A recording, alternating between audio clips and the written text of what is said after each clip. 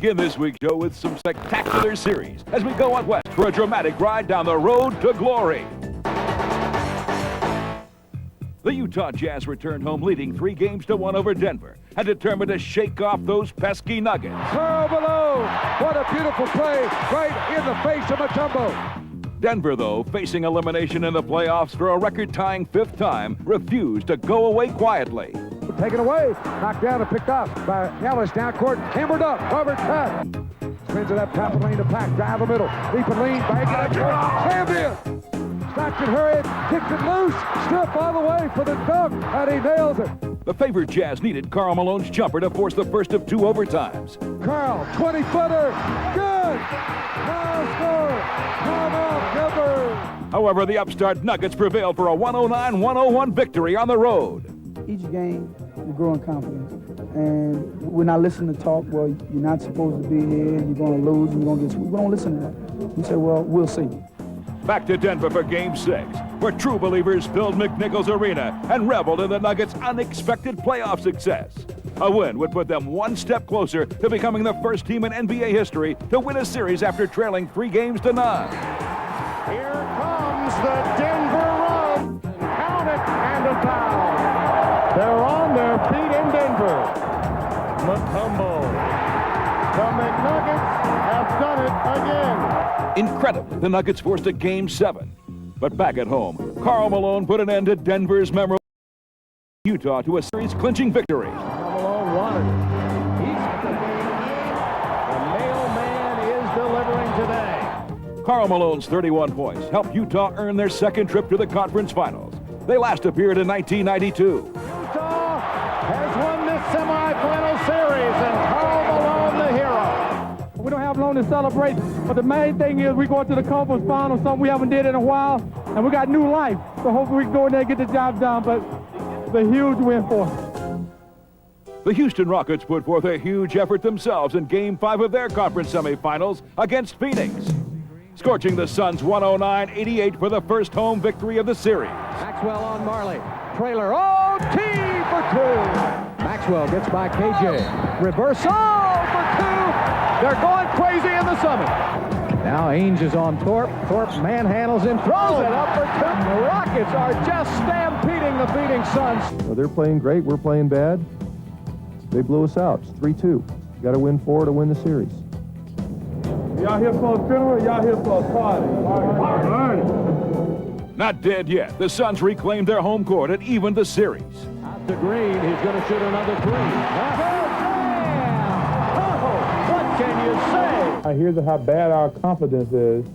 You know, confidence is never down, man. You haven't been around Marley and KJ and those guys enough. They don't never lose confidence. There will be a big Game 7 Saturday in Houston. Suns win. Hitting this could be his final season, Barkley almost led the Suns to one more remarkable come-from-behind win. After a 16-point lead dwindled down to 1, the Rockets, behind Akeem Olajuwon, held off the Suns, dethroning the defending Western Conference champions. Olajuwon with 30, and the Rockets lead by 10. The Houston Rockets on their way to the Western Conference Final. I'm just so happy we won this game. Game 7 is such a dangerous game that you can't really play your game, but I'm so glad we pulled this one over. Houston's main man, Akeem Olajuwon, has been coming up big all year long. And in this week's News Notes and Quotes, the 7-footer headlines this season's All-NBA team. Also selected were Golden State's all-purpose superstar Latrell Sprewell, Utah's John Stockton, who led the league in assists for the 7th straight year, and his 6th appearance.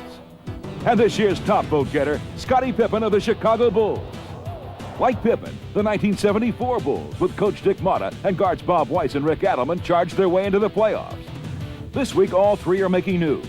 First, Motta, the Mavericks' original coach, is back at the helm in Dallas. I wanted to coach again. I felt revitalized. I felt my instincts came back. I've been doing it for about 40 years, and it's still there. Weiss, who guided the LA Clippers to a disappointing 27-55 record, was dismissed. As was Adelman, who won 64% of his games over 6 seasons with the Portland Trail Blazers. Elsewhere, forward Don McClain of the Washington Bullets has won the NBA's Most Improved Player award after averaging 18 points a game. You know, when I came here 2 years ago and Out of college, a lot of people had a lot of questions about my ability, and this award, I guess is a reward for hard work and persisting. Finally, it came down to Milwaukee and Dallas in the NBA draft lottery. The second pick in the 1994 NBA draft goes to the Dallas Mavericks. I think character means an awful lot. There's possibility of doing anything with the pick, but I like Glenn Robinson a lot. Coming up, we'll take a trip down the Eastern Conference road to glory. And Knicks head coach Pat Riley holds court.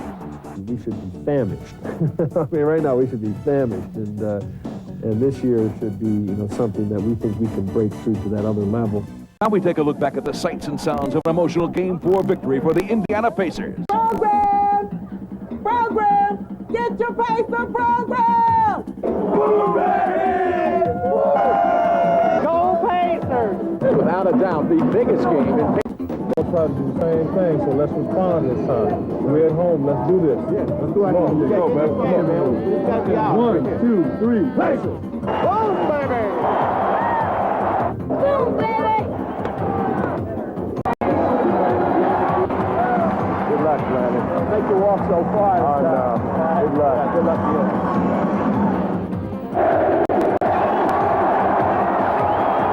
Play hard in there. Harder than them. 1, 2, 3, hey!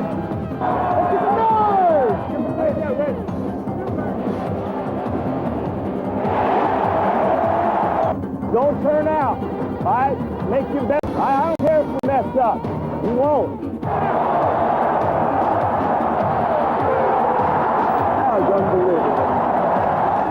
Let's go one more. One more now. Let's get to one more, then we just...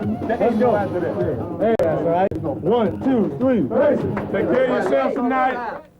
Now, let's check out the Pacers' progress down the Eastern Conference's road to glory.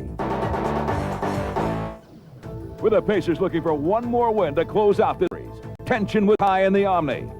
With the Hawks' season hanging in the balance, Danny Manning chipped in with 20 points and 9 rebounds as Atlanta claimed an 88-76 victory. Manning all the way down the lane.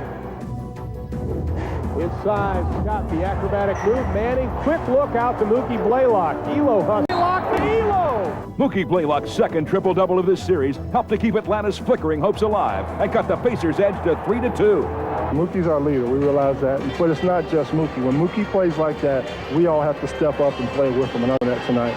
playoff atmosphere at its absolute best here tonight. But in Game 6, the Hawks defense never found an answer to Rick Smits, who scored a game-high 27 points as the Pacers continued their stunning romp in the playoffs. Hugging each other on the Indiana bench as Reggie hits a three for the franchise.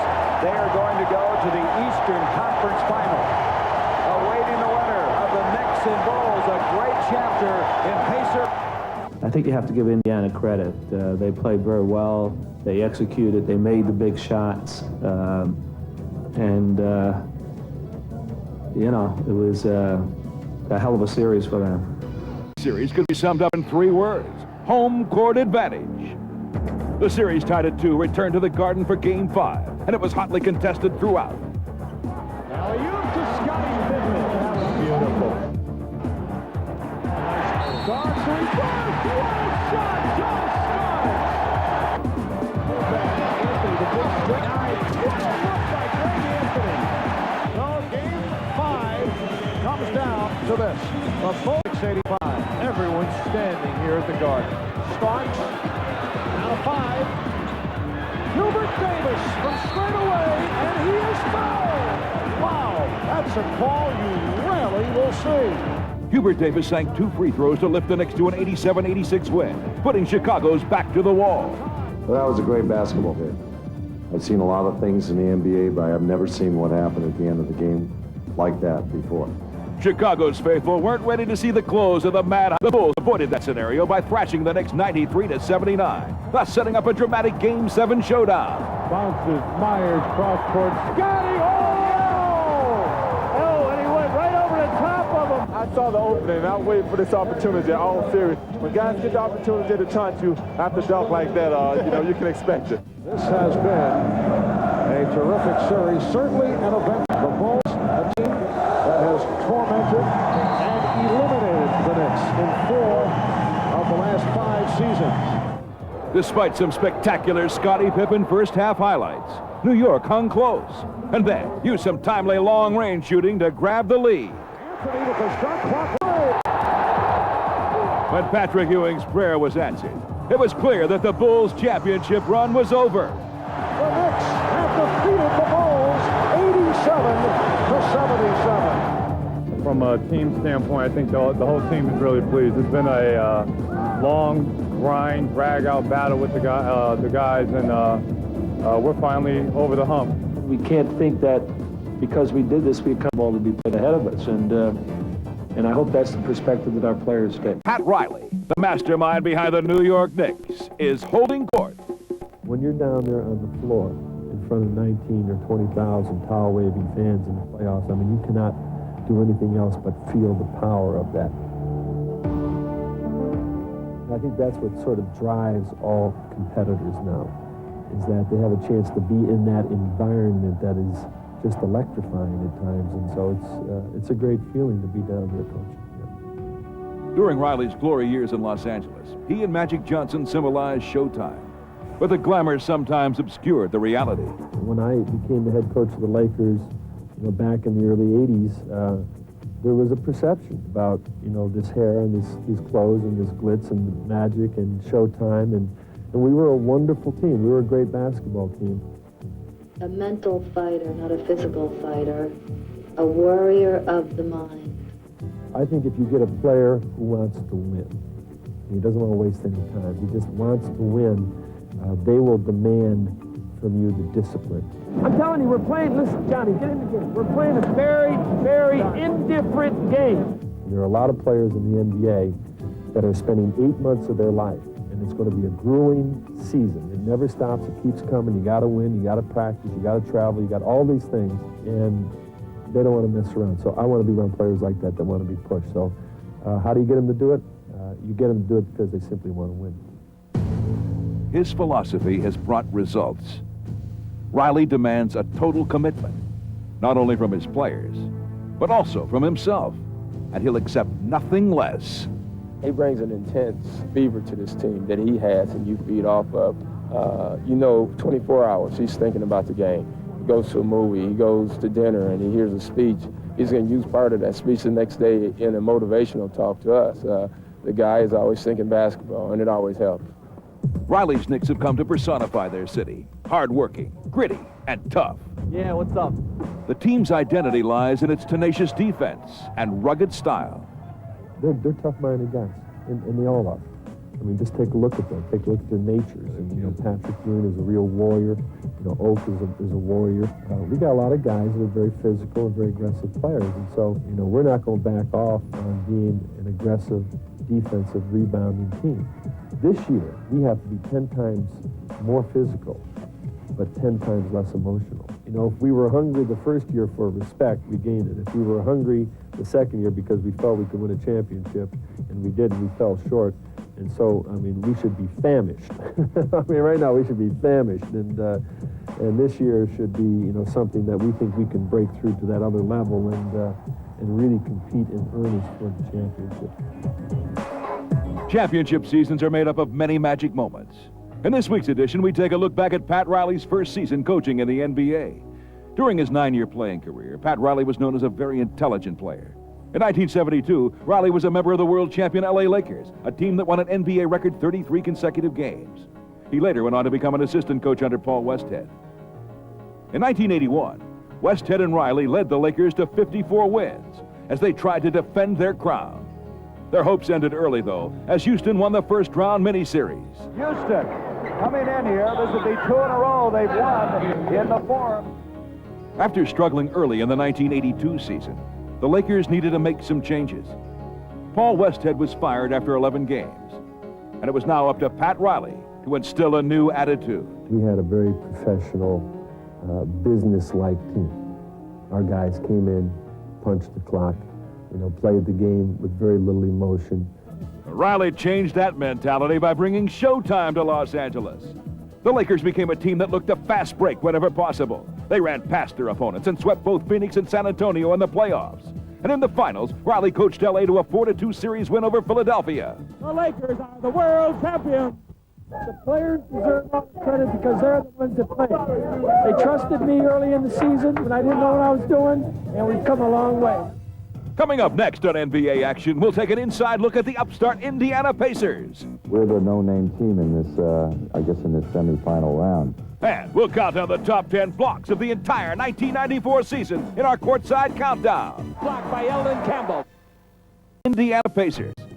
The Pacers, other than Dream Team 2-member Reggie Miller and 7'4" center Rick Smits, are a somewhat anonymous group, begging the obvious question, who are these guys? We're the no-name team in this, I guess, in this semifinal round. We have a lot of young players who are learning how to play in this league. Rick Smits is a 5-year center who's done respectably well, but is finally becoming a kind of force down on the low post. Dale Davis, we've always known, was going to be one of the better power forwards, but he's kind of emerging into that. At the time, we had Detlef Schrempf, and so we traded him for Derek McKee, who I think everybody in the league respects as one of the better players in the league, all-around players. Sam Mitchell, who we traded for, is a player that, you know, everyone needs a player like Sam on their team. He's a guy who's willing to do the dirty work, is willing to play whatever minutes that you give him. And the same thing goes with Vern Fleming, a player we've had for his entire career and who is so hungry to win right now that he rises the level of the team. The Pacers have also been strengthened by a pair of journeymen, Haywood Workman and Antonio Davis. Both paid their dues elsewhere and have now found a basketball home in America's heartland. We've had some wonderful stories on this team. Haywood Workman, kid that nobody wanted, has become a starting point guard and a darn good one. Tony Davis, coming from Europe, somebody who nobody thought would help in the league, has become a quality big man and somebody who's bailed us out of some tough games. Perhaps the most valuable piece of the Pacer puzzle was the addition of veteran shooting guard Byron Scott. With 3 NBA titles on his resume, he brought Indiana leadership, playoff savvy, and a little show and tell. Well, after the All-Star break, we were in San Antonio. We were playing San Antonio and Dallas on that trip. So I was coming from home, and I just said, I think it'd be a good thing to bring my championship rings to show these guys, what I've achieved, the fun I've had, and how these things look and feel. Kind of give them a visual, actual look on what it looks like to have one of these and what it feels like. Well, it definitely gave us fire, anytime a guy that's won a couple of championships and, he's been there, he knows what it takes, so he can definitely lead us in the right direction. Focused on aggressive defense and unselfishness on offense, head coach Larry Brown's been the cement to fortify the foundation of the Pacers, combining stars with unsung players. Larry Brown's given me confidence because he pushed me so much that I had to prove to him that I could do the job. And when he put me out there, I didn't have anything to lose because I didn't think I was going to be playing anyway. We've played 15 guys. We've had injuries, but we've always had somebody step up and make a contribution. And I think that's been the key to this team. Match of the year. 5, 4, 3, 2. In our Courtside Countdown, we start our block party off with Houston's Robert Horry, who doubles your pleasure. Defense. Robert Horry blocks the shot, blocks it again. Antonio Davis with a charging foul, and Robert Horry, oh, baby, did he make it happen? At number 9, Olden says you can't drive your hot rod in this lane. Not again. Blocked by Paulie. Whoa, out of here. Give it back. How's this for some good old defense in Dallas? The ball, the weak side help, and Alonzo Williams intercepts. How about that? Woo-hoo! Not in this backyard. Oh, with a morning like this, why ever get up? Mayberry rejected by Morning. He met him right at the top of the basket. Now, folks, this ain't no whodunit. The Butler definitely did it. Oh,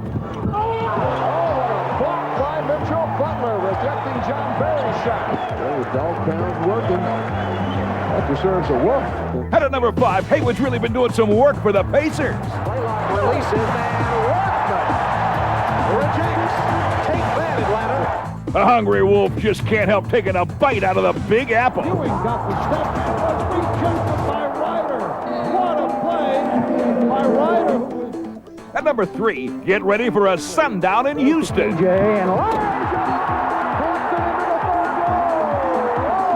And favorite, and that's a highlight film if I've ever seen one. No, you're not dreaming, because at number 2, it's Akeem again.